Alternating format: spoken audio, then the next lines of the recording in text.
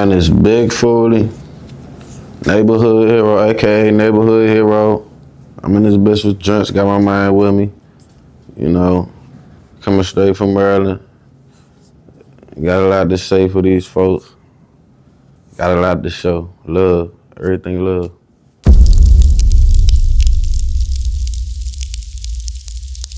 My father, y'all, like, it was all some Joe Jackson shit. Like, nigga, I'm 9 years old, 8 years old, don't even know nothing about rapping. This nigga got songs, books of songs made for me. He try and make me recite these jumps. He know the songs. I don't even know.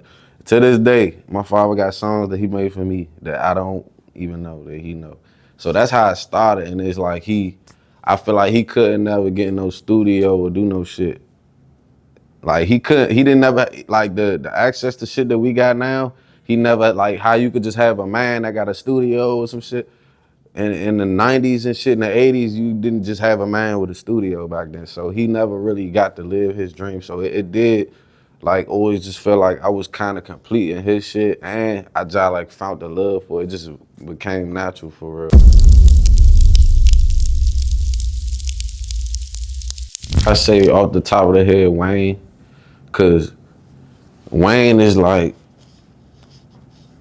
I ain't gonna lie, fool. Wayne just, like, helped me find, like, I feel like a lot of rappers feel like this. But it was one point in time, bro, Wayne was running everything with rap. Like, it was like, we didn't give a fuck about no Jay-Z, none of them. Like, Wayne was that nigga. So, like, it's kind of like the only person I could think that was like the equivalent influence is Chief Keef. Like, when he first came out, how everybody was just like, oh, nah, who the fuck is, like, Kanye even, like, who the fuck is this nigga? Like, so yeah, with Wayne, and then it came to the point where, like, bro, he was just so unique with rapping that it made me like, nah, bro. It made me look at rapping more than, like, I used to freestyle with my friends to just join on each other, but Wayne made me look at this shit like, nah, this shit a art. Like, you could really say some shit like this, but it mean that, and somebody see it as this. Like, it's so many different ways to this shit. Like, Wayne showed me that shit. No question.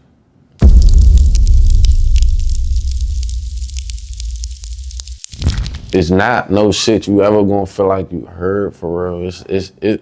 You gonna have a flavor, like you gonna know him from the DMV, you gonna just like know him from Maryland and shit like that. Just be in the stew, he'll play all the beats, and then the one I pick will always end up being a Detroit type jump. Most of my cranking jumps is Detroit type beats.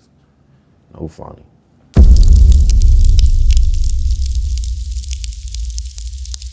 People that just knowing about me or just realizing that I exist, shit like that, they don't realize how long I've been around. So I've had a lot of great moments in music, bro. When I started seeing it was niggas in like Tokyo and Russia listening to my shit, like when you know how you could go on your shit and look at who listening? When I used to just see shit like that, that shit used to fuck me up.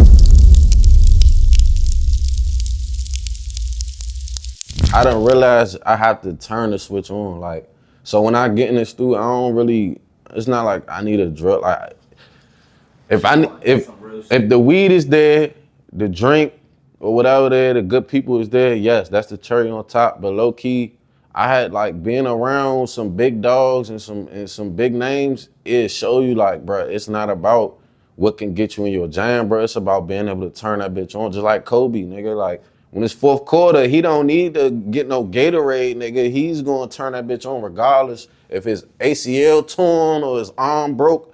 He gonna finish that game strong. So that's how I look at this shit. It ain't really nothing specifically that get me in my jam. When I get in the studio, I'm in my jam off rip. Usually when I go in there, I go off feeling, off rip. However the fuck I feel, I don't write no music. I can't write nothing. Like, I could write like 4 words, bars, but by the time I do that, my attention span is short with writing now. Like, my young nigga showed me how to punch in and shit like 6 years ago. So since then, I've been punching in ever since. Like, I'm punching God. Like, I don't. But on the other side of the shit, I feel like you do need to care about the meaning of your music, because if it blows up, and you end up having to do a show every day for the rest of your life for the same song, you at least want it to mean something that like something that's good.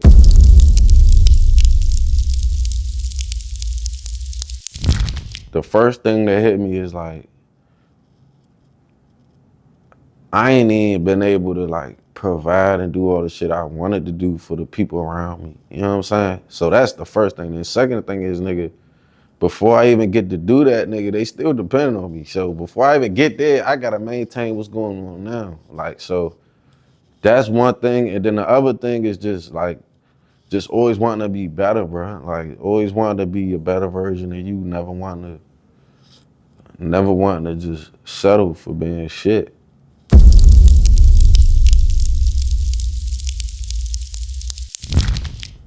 It's gonna fuck niggas up. Well, if you know me, it's not gonna fuck you up, but no cap. I say no cap. I do a no cap feature. It was a lot of shit I was going through, bro, and that shit was getting me through like no other artist could get me through at that moment. I felt like a junkie. Like I couldn't find the feeling I needed nowhere, bro. So he realized, felt that void, and then exceeded like what I expected as far as it sounds. So I fuck with that. And then I ain't gonna lie, I listen to bruh shit and be like, bro, this nigga in my shoes. Like, so I feel like it just blends smooth.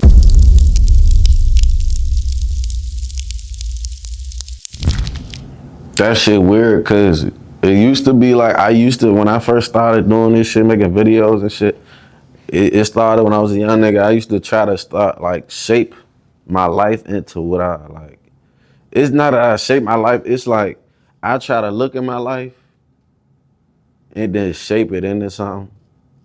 But I realized, bro, you can't, like, low key, bro, it's like now I just, whatever I see in my vision, if I got, let's just keep it simple. If I got $1 today and in my future I see, man, I can make 10 bands, bruh, I will say it in the song and it will happen. Like, no funny, it's so fucked up to the point, like, I just do it now. Like, it's when I don't know what to do, I just be like, all right, let's just say something that I'm reaching for.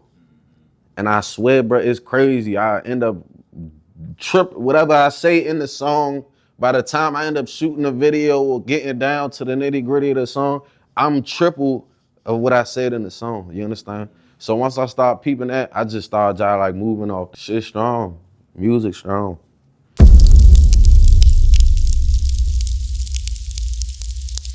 Like, I done been in a lot of situations where,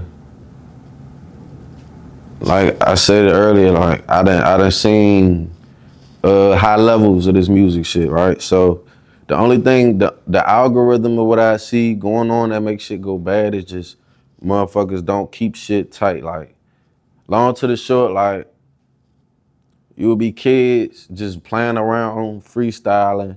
I'll be able to joan on you, be like, oh, you bitch ass nigga, all that.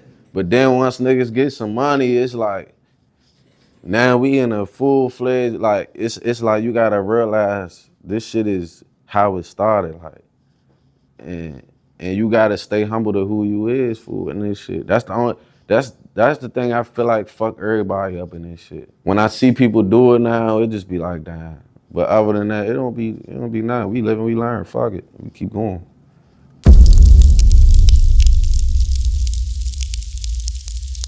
I feel that, and I don't feel like they do, but it's cool. It's not like, I don't feel like they do, but it's not like that I'm mad that I feel like, you know what I'm saying? I feel like, low-key, I'm happy I ain't been blown up, because I wouldn't, if I ain't know the shit I do now, I would have been fucked that bag up. So I'm happy that I'm well seasoned, you understand? I'm everything well known now, so now I could do this shit the right way, you feel me?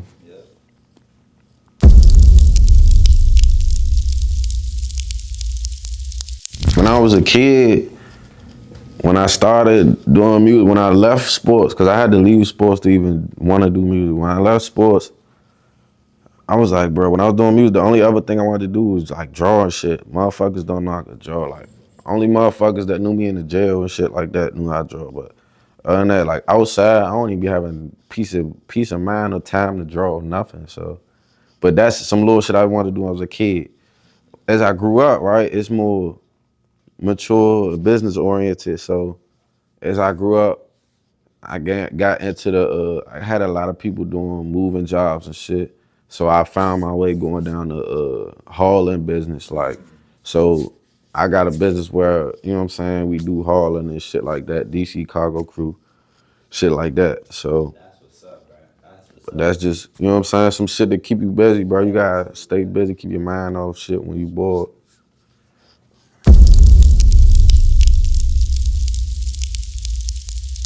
I don't know, fool. Uh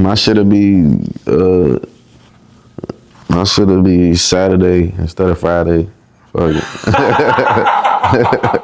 Real life. It's just a different day, Slim. Hey, bro. Everybody in this movie just trying to get it. We all, and we having it up. We having the time, bro. It's Saturday, nigga. I don't know.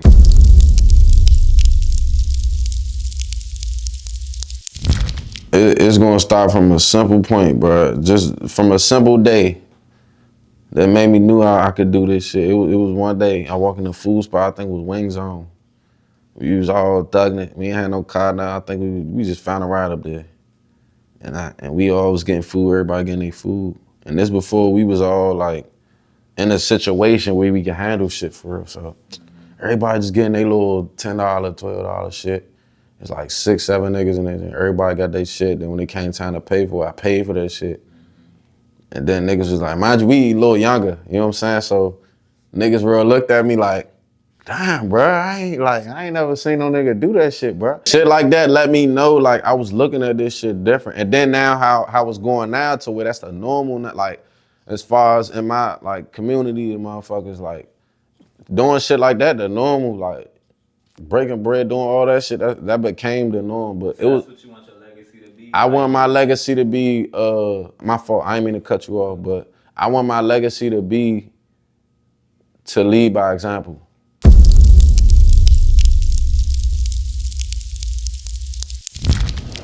I tell myself, bro, if you gonna sit here and waste your time and do this shit,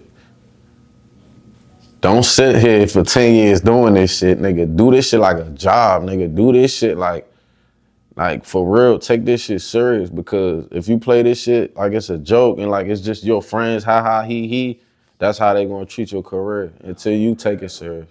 Until you to the point it's like, now you like me to where you like, man, I don't even give a fuck what nobody think. I don't care about nobody laughing, nigga. I'm gonna make my way in there. Like, but you really wanna do this shit out of fun and love for real. You know what I'm saying? Like, I'm getting the love back.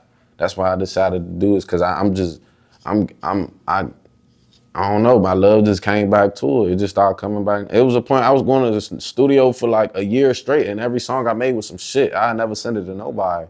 And then it's just like, I just got the love back for this shit, bro. And everything rolling, now this shit cranking, and shit going crazy. You gotta go hand in hand with your lifestyle. You can't be no broke ass nigga sitting on your ass, living off a bitch and trying to be a rapper, bro. You know what I'm saying? You gotta get up and do something. I don't care if you fail, if you fuck up, still just say it, tell them. Hey, Big Fooli, look me up, CEO Big Fooli, neighborhood hero.